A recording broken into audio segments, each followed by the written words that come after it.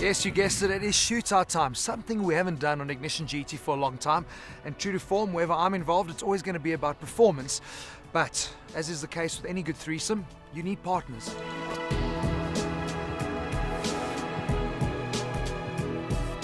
After my previous jaunts in performance vehicles on Ignition GT, the guys have sort of stripped cornering capabilities away from me.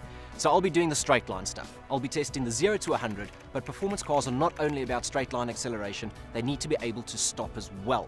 So it's going to be 0 to 100 and back to 0 again, testing their braking as well. The thing about performance cars is that they tend to be a bit hard and stiff when it comes to chassis and handling. We're here to find out which one of these vehicles would be the most practical to live with day to day when you're off the track. So Rock Raceway is known for its drifting action, but it's actually got a pretty interesting technical little handling section. The idea for this challenge, an out-and-out hot lap shootout. What makes it so interesting though is we've got all-wheel drive, we've got rear-wheel drive, we've got front-wheel drive. There's different horsepowers, they've got different diff systems working as well. So this is going to be the ultimate test to see who can deliver it on the track when it counts.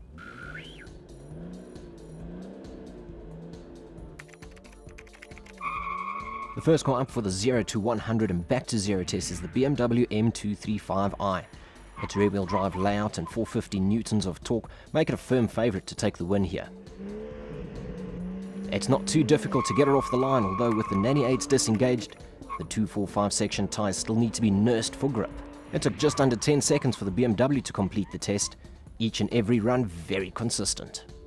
The Subaru Impreza WRX STi is up next, and with the centre differential locked, I just know the Scooby's going to be quick off the mark. Slipping the clutch proved futile, so the only way to get it off the line is to launch it in the red. Despite this, it is still bogging down a little, and then it needs a shift to third before hitting 100 kilometers an hour. The Brembo brakes are doing their bit, and the STi checks up quick and true, even if I was expecting a little more.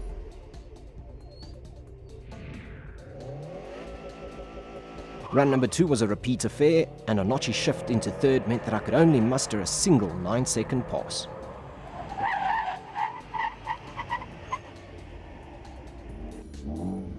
The front-wheel drive and slightly heavier Astra OPC is a tricky one. Front-wheel drive doesn't like to be launched hard and will just light up the front wheels if you're not careful. Finding second gear on the runs is not easy, and the motor needs to be short-shifted to keep it in boost. Its saving grace is the amazing brakes. What it loses out in acceleration, it certainly makes up for in deceleration. Despite this, I can't get it to crack the 10-second barrier. The slippery front-wheel drive and lethargic shifts to second seem to be its downfall at the end. There we go, no surprises, the BMW comes out on top. Rear-wheel drive, the biggest motor, the most power and the most torque as well. It's got a fantastic gearbox, and 100 k's an hour was reached in second gear, which saved us one shift. The Subaru Impreza WRX STi though finishes up in second place. That one battled a bit with a notchy gearbox, had to hit third in order to get 100, and then of course there's all the different settings for the diff and the power delivery. That just brought it down a little bit. I'm sure we could get another 9-second pass out of that one if we just experiment with the settings a little more. The OPC is going to finish last, but it is a heavyweight. It is the heaviest of the lot, and it is front-wheel drive. Its saving grace, though, is the amazing brakes. Did battle a little bit to find second gear on that one, though. So, best box, BMW. Best traction, definitely the Subaru. Best brakes, toss-up between the BMW and that OPC. The BMW takes this one, taking 3 points home, while the Subaru will have to settle with 2 points for coming in second. We'll award a single point to the OPC for bringing up the rear. We are conducting the most scientific experiment ever in automotive history. Basically what we're doing is that we've taken a bucket, we've put it on the seat, and then we've taped a glass into it, and we've topped that up with Powerade, and we're just going to drive on a normal road and see how much liquid content is left afterwards. And basically what this will determine is the ride quality and the handling of the vehicle. Now we're in the BMW M235i. And we're not going to use any of the modes other than the comfort mode, because that's what you'd normally drive in. But we're just going to see how much of this Energade, Powerade, any one of the aids remains in the glass. I must say though, it does feel comfortable. Average speeds that we're doing here is 35, so we're bouncing between 30 and 40. Very smooth ride. We're in the Astra OPC. Now obviously you've got the OPC mode, which we're not going to use. We've got the sport mode, which we're also not going to use. We're going to stick to normal driving conditions, but that's going to be the eco mode. All right, 35. Seem to be losing quite a bit. Some nasty bumps. Ooh, that is a big one. Well, we don't seem to be losing much more, going back to 35. Okay, we're going to try the same experiments in the WRX, the only sedan we have for the day. Basically what they've done is that they've stiffened up everything from the bushes to the chassis by just over 20% from the previous model. And you can actually feel it. It feels firmer, it feels well seated, it feels balanced. But we seem to be losing a lot of juice. We're averaging speeds of 35 kilometers again. It's absorbing the impacts really nicely. You actually don't feel the bumps. But obviously our scientific experiment says otherwise.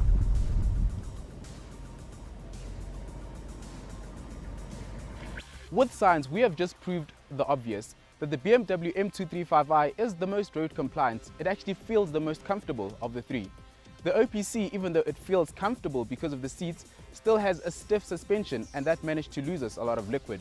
Lastly, and not surprisingly, the WRX feels the stiffest, is the firmest, and as a result lost us a lot of liquid, which means it's not road compliant. It's excellent for the track, but not to live with day to day.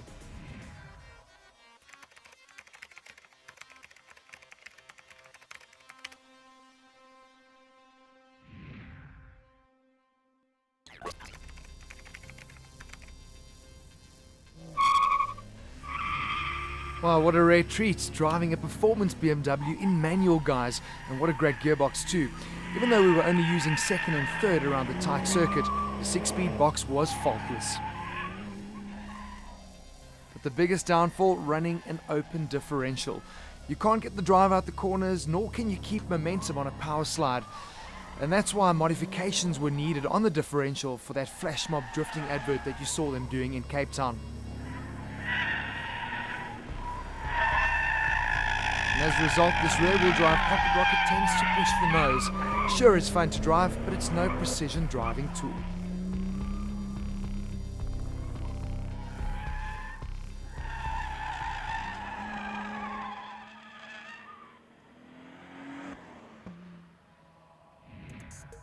The Opel Astra OPC only comes with a 6-speed manual gearbox. Now, I don't recall having any issues with this box when the car launched last year, but this test unit hated a quick shift to second. Bloody frustrating. And as you can imagine, some real technical wizardry is required if you are wanting to put 206 kilowatts down on the black stuff through the front wheels, and Opel have done a fantastic job here. Watts-Link on the rear axle gives you that lateral stability that you need and allows you to place that car exactly where you want it through the corners. They have flex ride chassis system, and they have high performance front struts, which really do help to counteract torque steer, something the previous generation really struggled with. But the real winner for me is the twin plate mechanical limited slip diff. It works really well without being overly aggressive on feedback through the wheel. Altogether, all of these things make this heavy supermodel twinkle its toes around our circuit. Well, just like the Astra, it's 6-speed manual or nothing in the Subaru. Good. Yeah, and it's pretty slick too. Well, they have stiffened everything that can be stiffened in the new STi, which is fantastic news for track mode, but most significant for me is what they've done with the front end. Not only has the steering rack been quickened, but finally, active torque vectoring. Not new technology, but finally Subaru has it. It breaks the inside wheel. What it does, eliminates that horrible all-wheel drive understeer that you usually get, and it works beautifully. The driver-controlled central diff also works really well and gives you as a driver plenty of options to play with. The mechanical and electronic diff work together to send power where it's needed most. Yes, it's a fantastic, fun car to drive, yet somehow I just felt disconnected from the whole experience. I guess the command-style driving position had a lot to do with that. With 240 kilowatts, the M235 is the most powerful car we've got at our shootout. Turn the traction off, it's going to leave you with the biggest smile on your face. But around our tight technical little circuit, you really had to adopt the slow in, fast out approach, because what it struggled with was front end grip. I reckon you slap an M diff in that, when the M2 comes, it's going to be a beast. Heading on to our Scooby. Why did you guys not bring out torque vectoring like 15 years ago when Evo did it? Because it has transformed this all-wheel drive car. No more understeer, the front turns in. Really, really impressive. Driver selected center diff as well. Really makes you fiddle around with different settings. The least powerful of the bunch, but what it does have is a Watts Link rear setup, a flex ride chassis, big Brembo brakes. This car with mechanical diff was an absolute beast. Great change in direction, really, really impressive. So which was the fastest? You're not going to believe it. Exactly like we've lined them up.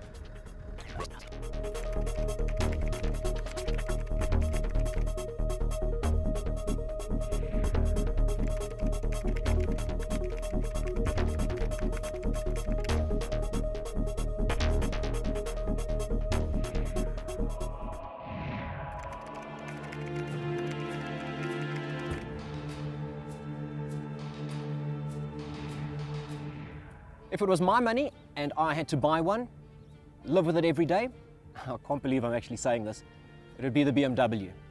If I had to rent one and hand it back after thrashing it, it's going to be the Subaru WRX STi. And that means that I'm just going to have to walk away and forget about the OPC. Of the three cars, I would definitely buy the WRX. It feels firm, which I like, so you feel connected to your drive, you feel every single thing, and you feel like you're actually in control of what the car is doing. I would rent out the BMW because it looks good, you can play around with it, but it's not something I'd keep every day. And the OPC just should not have been an option. What an interesting shootout. Different drivetrains, different kilowatts, different prices. Now I've got to choose buy, rent, and could buy.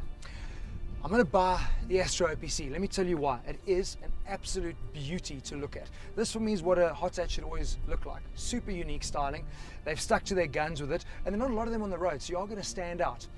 They say at just under 500,000, maybe it's too expensive, especially when you compare it to Megane RS, another one of my favorites. But when you stack it up against competitors, it's like 100,000 rand cheaper. So it offers real good value for money and bang for buck. It also comes with a 5-year, 120,000 rand warranty. That's peace of mind, and that's why I'm going to buy it. To rent, I'm going to rent the BMW. Let me tell you why. 550,000 rand is where it starts, but come on, we know how it works with the option list. If you want it to look like that, you're going to be close to 700,000 rand probably. So why do I want to rent it? Because I want somebody to spend all the money speccing it up, and I'm going to trash the tires, because I'm going to turn the traction off, and I'm going to be hanging it out sideways and boasting about it and having fun with my mates and scaring the living daylights out of the neighbors, and then I'm going to give the car back, not having to worry about the maintenance and having to look after it. Sadly, we've got to say goodbye to the Scooby. 600,000 rand. It looks good, but it's just too firm a ride, and I just don't think it's value for money, sadly so.